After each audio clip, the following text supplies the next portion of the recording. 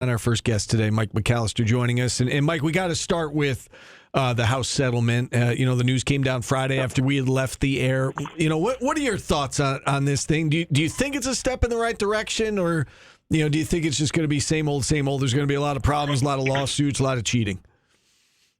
There's probably going to be all of that.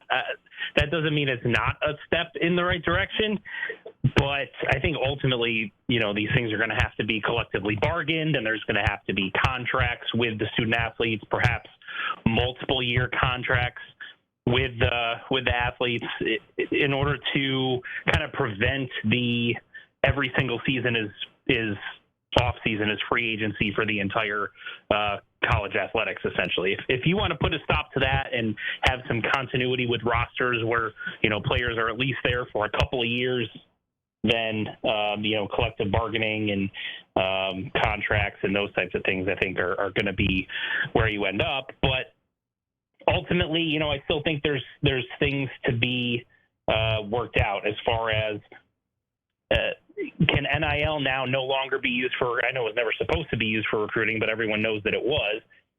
So can you use NIL to then supplement and give, in addition to what your cap is under the House settlement? They're going to say the rules are no, but how much are they going to enforce that and monitor it and police it? Because they weren't really monitoring and policing and enforcing the fact that it wasn't supposed to be used for recruiting now. So there's a lot of things that, in order for this, I think, to work the way that everyone hopes that it will, the NCAA is going to actually do something which it hasn't had much interest in doing, which is governing college athletics. Yeah, and it raises questions about this clearinghouse, right? That every outside deal, NIL deal's got to go through this clearinghouse, and they either give it a thumbs up or thumbs down. And it just seems to me that if your deal is turned down, it's going to end up in a lawsuit, right? I mean, so I guess in theory, on paper, this looks good. I just wonder how enforceable it's going to be. Yeah, and you even look at things like in the past when they've had, pre-transfer portal, when there were waivers attempted to be granted for players to be eligible right away when they transferred, and it seemed like the Blue Bloods, the Ohio States and the Miamis and the Notre Dames and those types of schools, Alabamas and Georgias, they all got waivers granted at a much higher rate than even lower tier Power 4 schools, Syracuse, Virginia Tech, et cetera. They seem to be much harsher on those schools. And in terms of even, recruiting violation and other infraction enforcement, it seemed to be different depending on your perceived status within college athletics. And so you wonder, are you going to have similar issues, or at least a perception of similar issues, where an NIL deal for a kid that is going to go to Ohio State gets approved, but then one that seems to be pretty similar doesn't get approved for Kent State, for example. So those are the types of things that I worry about. And whenever you have this inequity within college athletics among the different schools, you're going to have that perception that the NCAA is making sure it's taking care of its biggest moneymakers. Mike, you mentioned a moment ago the question you had about how it will be policed with recruiting in terms of, can you use NIL deals to entice recruits to come in? How else do you think this House settlement will affect recruiting? Do you think it'll affect it a lot, a little, not at all? What are your thoughts on this? Specifically the high school recruiting, not necessarily transfer portal guys.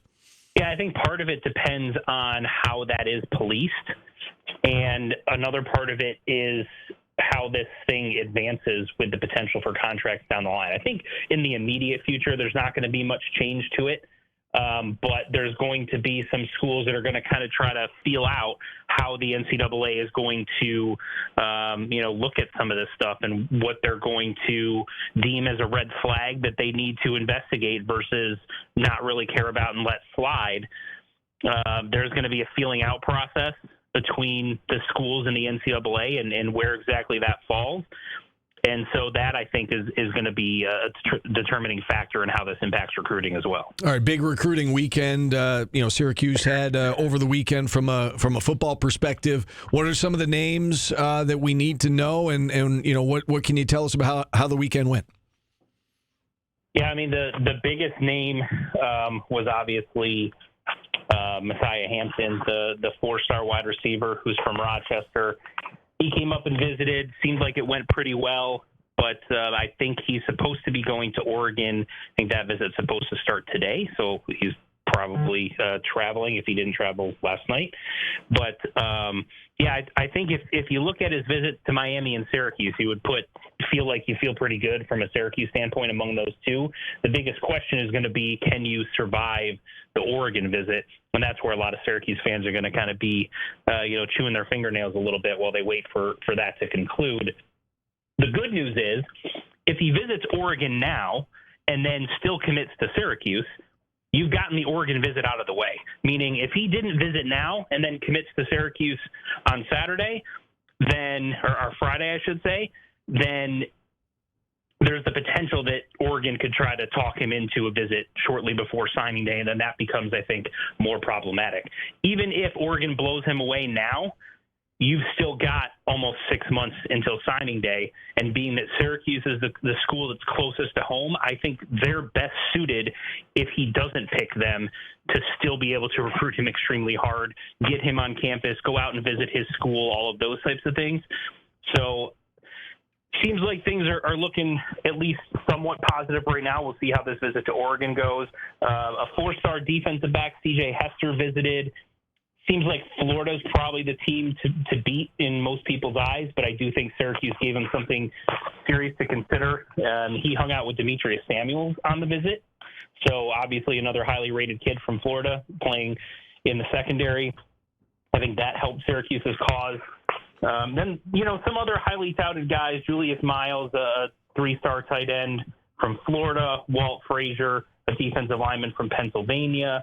I think Syracuse made really good strides with Zakir Leaks and Braden Charney. A couple of Leaks is being looked at as a defensive back. He's from Pennsylvania. Charney, offensive lineman from Florida. And they had some Florida State commits up as well. Karan Maycock, who's a linebacker/safety from Florida, and then Xavier Payne, who's an offensive lineman, actually from upstate New York, but is playing high school ball down in Florida. Both of them currently committed to Florida State. I spoke with Xavier Payne. He thought very highly of the visit, was very impressed by Syracuse. He's got visits to Colorado and Florida State upcoming the rest of this month. He's going to sort of sit down, talk with his family, see if he wants to remain committed to Florida State or flip his commitment somewhere else. And then he says after he makes that decision by the end of the month, he's going to shut down his recruitment, not take any more visits, and be done with it. Now, I know 24/7 Sports has Syracuse ranked 19th in the country in terms of the 2026 recruiting class. Yes. What is a reasonable expectation year in and year out for Fran Brown? Like, what kind of range would we see? Do you anticipate we will see moving forward with Fran when it comes to high school recruiting?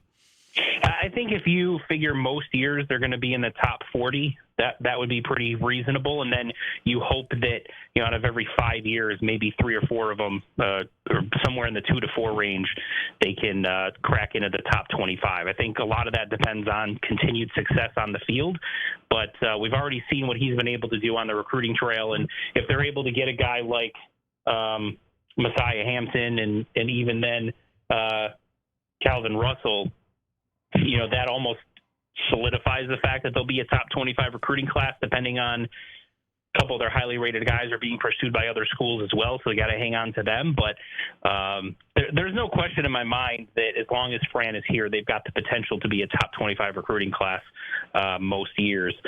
But I think in order to keep that with the way that he recruits, there has to be the sustained success on the field as well. I was going to follow up with that. So I agree with you that there's got to be sustained success. But if this year is mediocre because of the schedule, let's say they go 5-7 or 6-6, is that a big deal? Like, is that going to be? Are they going to take a big hit recruiting wise because of that, or can he survive 1 year given how difficult the schedule is, and keep this momentum going that they built up from last year? I think it depends what that 6-6 or 7-5 looks like. If they go 6-6 or 7-5, and in those games against those teams that were in the playoff last year, assuming that those teams are still really good this year, you're competitive in a vast majority of those games, and you lose some by a touchdown, 10 points, whatever, but they're games into the fourth quarter. I think that's different than going 6-6, 7-5, but every one of those games you're getting blown out by 25, 30 points. That would seem to be more of a step back than being competitive but not being able to quite pull out those games with a much younger team. Whereas if you're competitive in those games with that younger team and then you win a bunch of the other games, you feel like, okay, yeah, this team wasn't quite ready for those type of games, but you can see things are still trending in the right direction. You lose those games by, 30-plus points, every single one of them, then it starts to feel like was last year a fluke where things just kind of perfectly came together from a schedule standpoint, from a transfer portal standpoint. That will at least be how teams will recruit against Syracuse. Lastly, Mike, before we let you go, there was a big piece of lacrosse news last week on Friday. Reggie Thorpe hired to lead the women's program.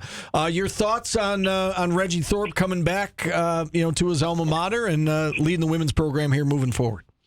Yeah, I think it's a nice fit, very highly respected, worked under Gary Gate previously. As you said, an alum, played here. And the biggest thing for me is very highly respected within the lacrosse community. That's one of the biggest things. He's been at premier programs, being at Florida, playing, coaching and playing here. So I think it makes a lot of sense. He was one of, I think, probably 2 or 3 names that were at the top of my list as making the most sense. He was certainly one of them.